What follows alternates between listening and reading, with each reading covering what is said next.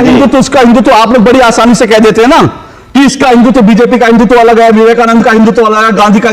जरा कभी इस्लाम को लेकर कहने की हिम्मत रखिए कि असदुद्दीन ओवैसी का इस्लाम कौन सा है, अखिलेश यादव का इस्लाम कौन सा है, मुलायम सिंह यादव का इस्लाम कौन सा है, और जो जिन्ना का इस्लाम कौन सा है, और आतंकवादी जो आतंक फैलाते हैं उनका इस्लाम कौन सा है। जरा कभी ऐसा बोलने की हिम्मत करिए। नहीं करेंगे आप, क्योंकि हिंदुओं को गाली देना आप लोगों की फितरत बन गई है। क्योंकि हिंदू हिंसक नहीं होता, इसलिए हर कोई कह देता है कि हिंदू हिंसक होता है। अगर हिंदू हिंसक होता, अगर हिंदू जो है सर तन से जुदा करने वाला होता, तो आप लोग जो है ये कह नहीं सकते थे। क्योंकि आज आप इस्लाम के बारे में नहीं कह सकते, क्योंकि इस्लाम में अगर आप कहेंगे इस्लाम को लेकर कुछ, तो एक तबका खड़ा होगा और सर तन से जुदा लेके आपके घर के बाहर खड़ा होगा, लेकिन हिंदू नहीं खड़ा होगा सर तन से जुदा करने का। इसलिए हिंदुओं को गाली देने की आपको पूरी इजाजत है कि बीजेपी का हिंदुत्व है, विवेकानंद का हिंदुत्व है, गांधी का हिंदुत्व है, अशोक श्रीवास्तव का हिंदुत्व है, सबका हिंदुत्व अलग अलग है। अरे हिंदू एक है, हिंदुत्व एक है। कभी इस्लाम में हिम्मत हो तो कह के देखिए, फिर आपको पता चलेगा। क्या बात है सर, क्या बात है सर। नमस्कार दोस्तों, आपका स्वागत है मेरे YouTube channel Pakistani media on India latest. भाई साहब ने ये बोला कि हम जातियों में बटे पड़े हैं। एक बात बताइए भाई साहब, सरकार तो आपकी जाति का जनगणना करवा रही है। सर वही तो बोल रहा हूँ, जाति का जनगणना करवा रही है। वो जाति का जनगणना करवाकर वो ग्राउंड पर क्या उतारना चाहती है सरकार? मैं बता देता हूँ।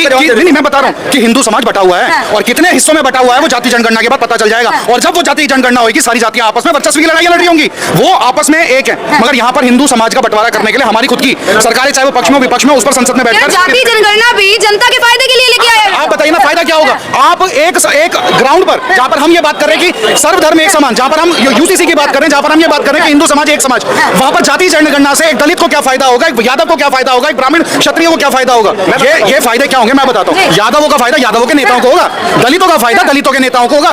आज मैं भी बाबा साहब अम्बेडकर को पूछता हूँ, मानता हूँ उनको, मगर मेरे को एक बात बताइए, दलितों की राजनीति करके आज तक कितने बाबा साहब अम्बेडकर समाज में उपज गए, कितने बाबा साहब अम्बेडकर समाज में बन गए? उनका नाम ले लेकर सिर्फ राजनीतियां की गई।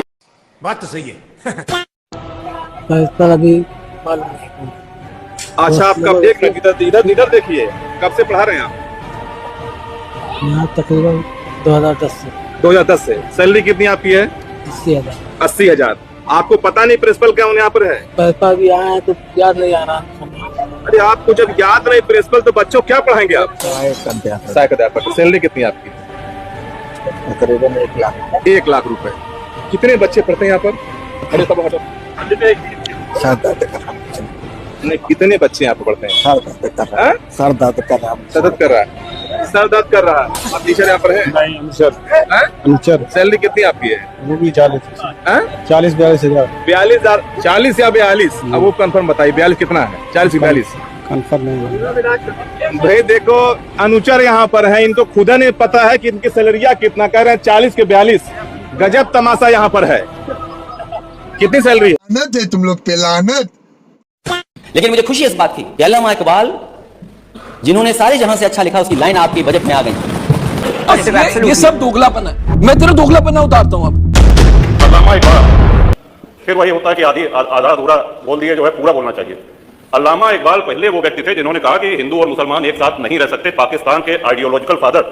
इसने कहा कि मुस्लिमों को अलग देश चाहिए, जिन्ना को रास्ता बताने वाले, जिन्ना को उकसाने वाले। और पाकिस्तान के पक्ष में भारत के मुसलमानों ने वोटिंग करी, जिसमें 98% लोगों ने कहा कि हिंदू और मुस्लिम साथ साथ नहीं रह सकते। इस बात पे लेकर के बंटवारा हुआ और सारे जहां से अच्छा जो कविता सुनाई गई वो अधूरी है। 2 पंक्ति उसकी हम भी सुना दे रहे हैं कि ए आब रूद गंगा, वो दिन है याद तुझको, उतरा तेरे किनारे जब कारवां हमारा। कि गंगा के वो मैदान तुमको याद है जब हमारा कारवां उधर से आक्रांताओं का कारवां आया था। ए आब रूद गंगा, वो दिन है याद तुझको, उतरा तेरे किनारे जब कारवां हमारा। चीनो अरब हमारा, हिंदुस्तान हमारा, मुस्लिम है हम, वतन है सारा जहां हमारा। ये तरानाए मिल्ली की पंक्तियां हैं। अल्लामा इकबाल ने 1910 में लिखी थी जीवन। कैसी लगी? डेमोक्रेसी खतरे में पता है कैसे होती है? 11 अक्टूबर 2023 को कांग्रेस ने YouTube को एक पत्र लिखा। पहले पैरे में बताया कि कैसे कांग्रेस और उसका अलायंस देश के 11 राज्यों और 50% जनता पर राज करता है। दूसरे पैराग्राफ में बताया गया कि कैसे YouTube का प्रयोग हेट फैलाने के लिए किया जा रहा है। तीसरे पैरा में बताया गया कि YouTube भारत का माहौल बिगाड़ रहा है और उसका एल्गोरिदम विपक्षी पार्टियों की आवाज को दबा रहा है। चौथे पैरा में YouTube को एक विदेशी कंपनी बताकर कहा गया कि वो भारतीय चुनावों में हस्तक्षेप कर रही है। संदेश इनडायरेक्ट था, पर YouTube के समझदार लोग समझ गए और पूरे चुनावों के मध्य टॉप 15 पॉलिटिकल चैनल्स में से 11 वो थे जो मोदी को तर्कहीन गाली देते हैं। राष्ट्रवादी चैनल्स पर तो पोशंपा भाई पोशंपा डालने पर भी वीडियो मोनेटाइज होना बंद हो गया और इसी के मध्य पता चला कि YouTube के 17 एम्प्लॉइज केवल यही काम कर रहे थे चुनावों के मध्य। 2019 में यही कार्य फेसबुक पर हुआ था जब दक्षिणपंथी पेजों को अचानक से उड़ा दिया गया था जिन पर करोड़ों लोग थे। एक और राष्ट्रवादी क्रिएटर्स प्रतिबंधित हो रहे हैं, वीडियोस की रीच दबाई जा रही है, वहीं मोदी को तानाशाह कहने वाले यूट्यूबर्स करोड़ों में व्यूज ले रहे हैं। क्या 2 कौड़ी की तानाशाही है भारत में? मित्रों, आप सभी को याद, अभी मैं आपके धागे खोल रहा हूं, सुनिए। निखिल जैन ने क्या कहा, उनका शब्द सुने आपने? वो कह रहे हैं कि अंतर्राष्ट्रीय मामले होते हैं, अंतर्राष्ट्रीय मामलों में संजीदगी दिखानी चाहिए। और फिलिस्तीन और जो फिलिस्तीन और इजराइल की लड़ाई थी वो तो प्रियंका गांधी वाड्रा के घर के नौकरों की लड़ाई थी ना, वो तो अंतर्राष्ट्रीय मामला था ही नहीं, वो तो उनके घर के ड्राइवर और मालिक के बीच लड़ाई थी। इसलिए उन्होंने बोल दिया, इसलिए उन्होंने ट्वीट कर दिया, वो अंतर्राष्ट्रीय मसला नहीं था। फिलिस्तीन और इजराइल की जो लड़ाई हो रही है वो राहुल गांधी के लिए, राहुल गांधी को लग रहा था कांग्रेस के 2 वर्कर है भाई, ये तो कांग्रेस के वर्कर हैं, हमारे वर्कर हैं, हमारे पेड वर्कर हैं, इनके लिए तो हम जरूर बोलेंगे। अंतर्राष्ट्रीय मसला वो नहीं था। भारत के एक मित्र देश इजराइल को प्रियंका गांधी वाड्रा ने बर्बर देश बताया। भारत के एक मित्र देश को, मित्र देश के प्रधानमंत्री को नरसंहार करने वाला बताया प्रियंका गांधी वाड्रा ने। और आप बात ज्ञान दे रहे हैं यहां बैठकर कि अंतर्राष्ट्रीय जो है होती है, अंतर्राष्ट्रीय मामलों में संजीदगी दिखानी चाहिए। जाइए प्रियंका गांधी वाड्रा और राहुल गांधी को समझाइए कि वो गाजा के मामलों में, फिलिस्तीन के मामलों में अंतर्राष्ट्रीय संजीदगी दिखाएं। डबल स्टैंडर्ड जो है किस हद तक जो होते हैं ये देखिए।